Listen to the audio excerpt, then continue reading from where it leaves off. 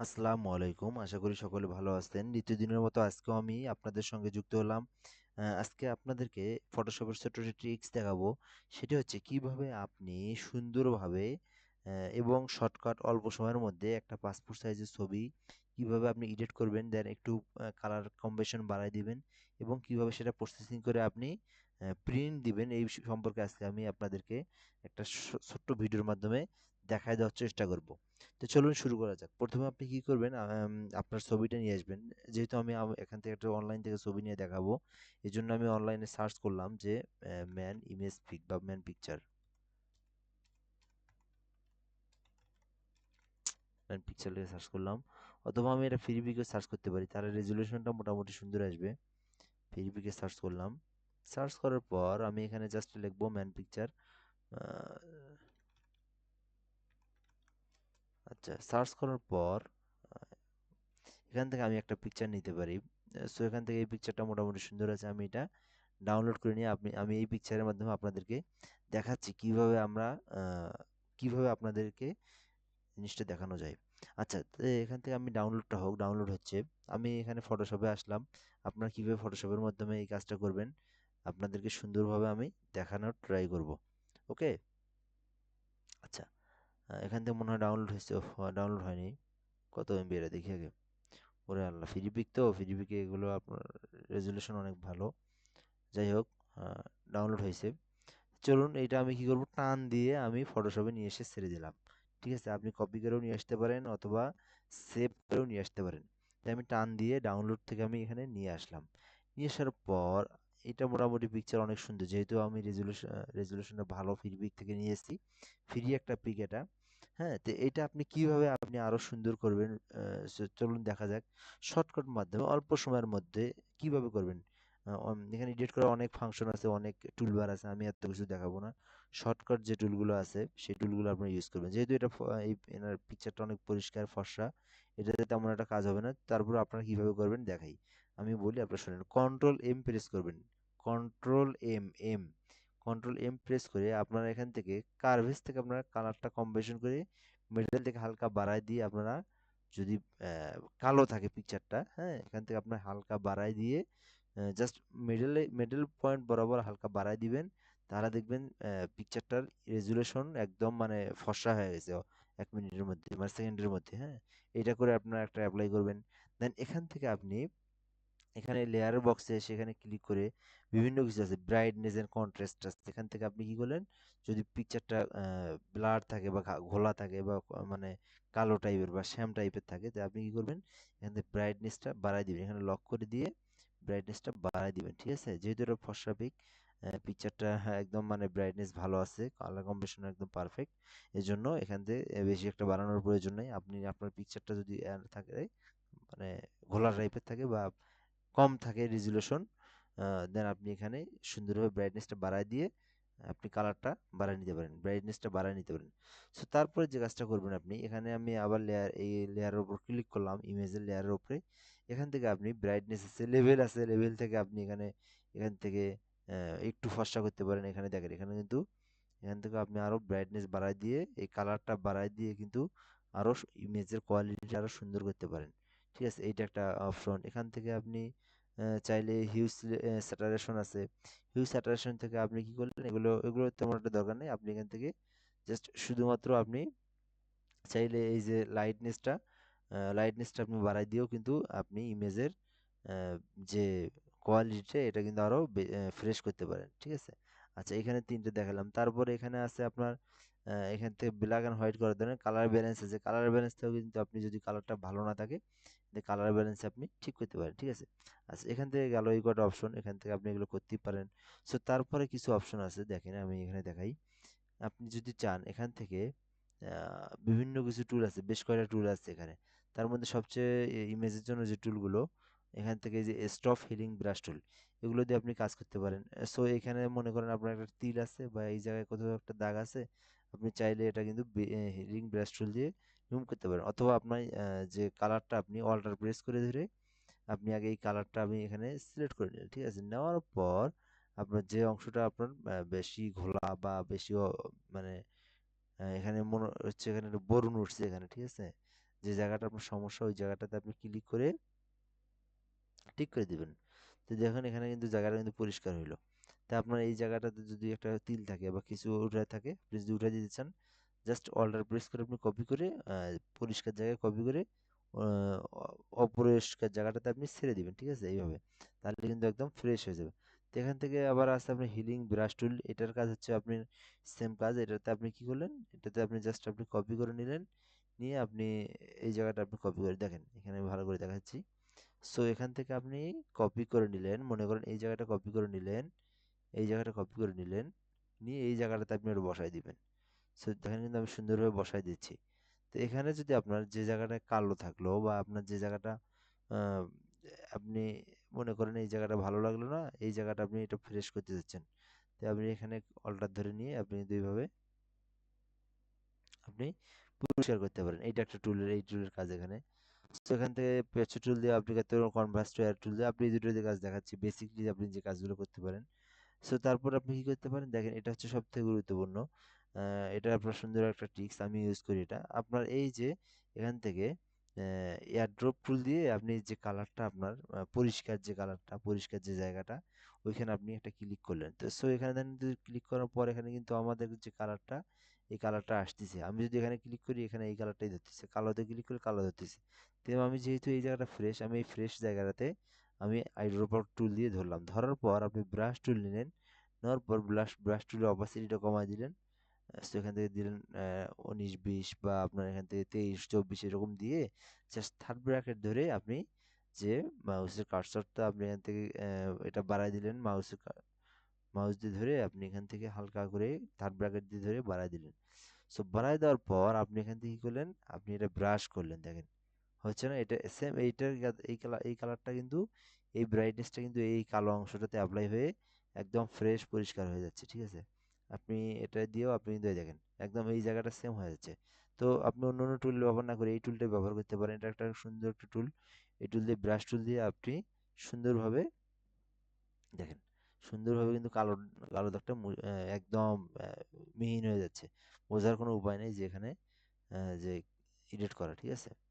So এখান থেকে আপনি বাড়ায় দিয়ে আবার আপনি এই পাশ থেকে কালারটা নিয়ে আইড্রপার টুল দিয়ে কালারটা নিয়ে আপনি আবার ব্রাশ টুল দিয়ে সুন্দরভাবে কিন্তু যে কালো অংশ যেগুলো যেগুলো জায়গায় জায়গায় আছে, একটু কালো অংশটা কিন্তু আপনি ফ্রেশ করতে পারেন। সো চলুন এরপরে কি করবেন, এরপর আমি দেখাচ্ছি। এগুলো দিয়ে আপনি আস্তে আস্তে মানে দ্রুতই করতে পারেন আর কি। আহ, ঠিক আছে? আচ্ছা, তারপর আপনি যে কাজটা করবেন, এটার ব্যাকগ্রাউন্ডটা চেঞ্জ করবেন কিভাবে? দ্রুত ব্যাকগ্রাউন্ড চেঞ্জ করার জন্য আমি যেটা করি সেটা হচ্ছে এখান থেকে আপনি কুইক সিলেকশন টুল দিয়ে আপনি কিন্তু 1 মিনিটের মধ্যে বা 30 সেকেন্ডের মধ্যে করতে পারেন। তো যদি প্রফেশনালি ভাবে করতেছেন, সুন্দরভাবে করতেছেন, তাহলে অবশ্যই পেন টুল দিয়ে এভাবে করতে হবে, ঠিক আছে? যদি আপনি একদম পারফেক্টলি চান তাহলে পেন টুল দিয়ে করতে হবে। যেহেতু আমার সময় নেই আমি সুন্দরভাবে দেখাবো আপনাদেরকে, তো এখান থেকে আপনি কি করবেন, সিলেক্ট সাবজেক্টে ক্লিক করে আপনি অটোমেটিকলি সিলেক্ট করে নেবেন, ঠিক আছে? যদি আপনাদের খুব বড় কোনো কাজ অথবা একদম চাচ্ছেন যে একদম হাই কোয়ালিটি সম্পন্ন কোনো জায়গায় কোনো সমস্যা না থাকে, তাহলে অবশ্যই পেন টুল দিয়ে করতে হবে আপনার। পেন টুলের বিকল্প নেই। আচ্ছা, এটাতে আপনার একটু সময় লাগবে। এর মধ্যে বলি, আমার চ্যানেলটা যদি আপনারা কেউ সাবস্ক্রাইব না করে রাখেন অবশ্যই সাবস্ক্রাইব করে রাখবেন। আমি নিত্য নতুন ইউটিউবে ভিডিও দিয়ে রাখি আমার এই চ্যানেলটাতে, MR রায়হান হাসান। সো এখানে আমি ফটোশপ, ইলাস্ট্রেটর এবং digital marketing, graphics design, basic এগুলোর কিন্তু ভিডিও আপলোড করে রাখি। আচ্ছা, এখানে সময় নেবে একটু অবশ্যই, কারণ অটো সিলেক্ট ধরলে একটু সময় নেয় আর কি। আচ্ছা দেখেন আমার কিন্তু অটোমেটিকলি সিলেক্ট হয়ে গেছে। আপনি এটা পেন টুল দিয়ে করতে পারেন। সো তারপর আপনি কি করবেন, লেয়ারের বারটা আপনি নিয়ে আসলেন, দেখেন আমার কিন্তু অটোমেটিকলি সিলেক্ট হয়ে গেছে, ঠিক আছে? অটো সিলেক্টে হয় কি অনেক জায়গায় সমস্যা, দেখেন এই চুলের এদিকে সমস্যা, এই যে এখানে সমস্যা। সো এগুলো আবার পরে সময় লাগে, এই জন্য আমি আমি কি করি, আমরা পেন টুলটা ইউজ করি। পেন টুলটা ইউজ করলে কোনো সমস্যা নেই।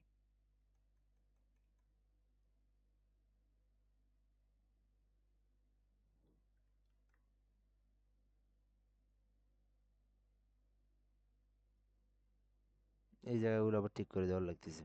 তো যাই হোক, আর যেরকমই হোক আমি এটা শুধু জাস্ট আপনাদেরকে দেখাচ্ছি, আপনারা পেন টুল দিয়ে করবেন।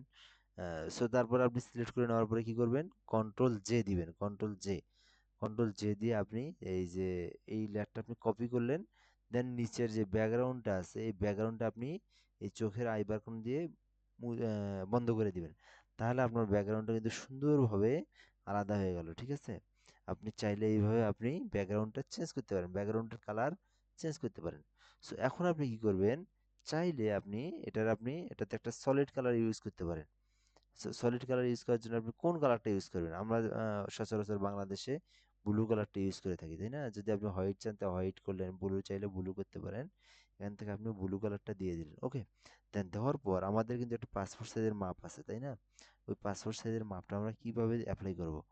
সো এখান থেকে আমরা কি করে নিই, আপনি চাইলে এগুলো লেয়ারের প্রয়োজনে লেয়ারগুলো আমি এখান থেকে মার্জ করে দিতে পারি, যেহেতু আমাদের কাজ শেষ। আচ্ছা, তো এখন আপনি কি করতে পারেন, ক্রপ টুলটাতে আসতে হবে, ক্রপ টুল। এই ক্রপ টুল দিয়ে আপনাকে পাসপোর্ট সাইজের যে মাপ, এই মাপটা আপনাকে এখান থেকে অ্যাপ্লাই করে দিতে হবে। সো পাসপোর্ট সাইজের যে মাপ, এইটা হলো এই মাপটা হচ্ছে যে 1.9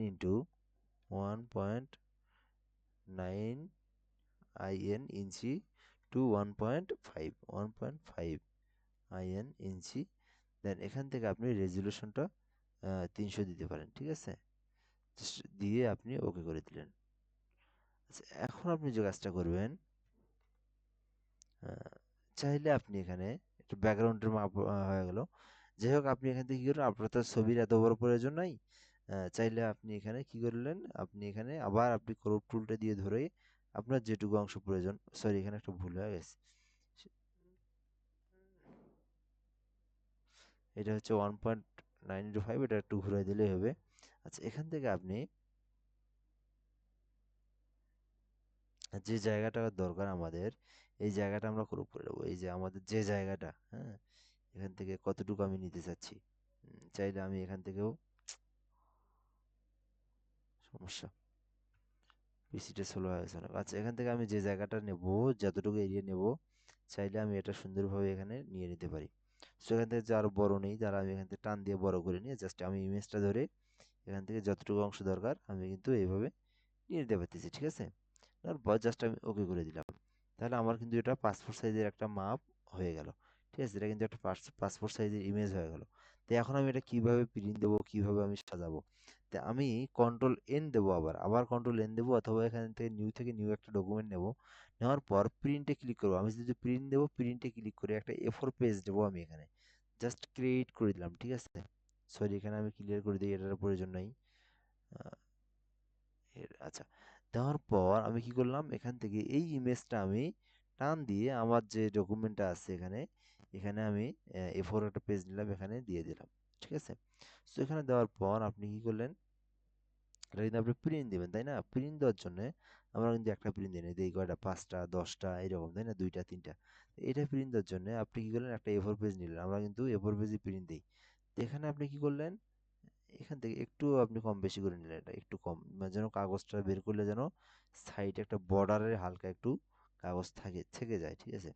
সো এখান থেকে আপনি কি করবেন, অল্টার প্রেস করে দেবেন, অল্টার, অল্টার এবং কন্ট্রোল ধরে আপনি সোজা এখান থেকে আরেকটা নিলেন। সো এখান থেকে আহ, বেশি হয়ে গেল। এখান থেকে আপনি অল্টার আর কন্ট্রোল অল্টার ধরে আপনি একটা নিলেন। সো এখানে আবার আরেকটা নিলেন। এইভাবে কিন্তু আপনি যে কয়টা আপনার, এই তিনটা যদি আপনি নেন, তিনটা নিলেন, যদি আরও নিতে চান এখান থেকে আপনি আরও নিতে পারেন, ঠিক আছে? এখান থেকে যে কয়টা প্রয়োজন আপনি নিতে পারেন। এভাবে আপনি কপি করে, কন্ট্রোল অল্টার ধরে কপি করে যে কয়টা ইমেজ প্রয়োজন ওই কয়টা ইমেজ আপনি অ্যাপ্লাই করে নিলেন, ঠিক আছে?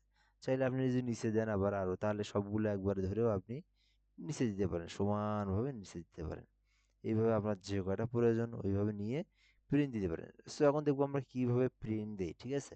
আমি ফাইলে যাব, ফাইল থেকে প্রিন্ট নামে অপশন আছে একটা, প্রিন্ট, অথবা কিবোর্ডের কন্ট্রোল এম পি প্রেস করলে হবে, কিবোর্ডের কন্ট্রোল পি, অথবা এখান থেকে ফাইল থেকে পি।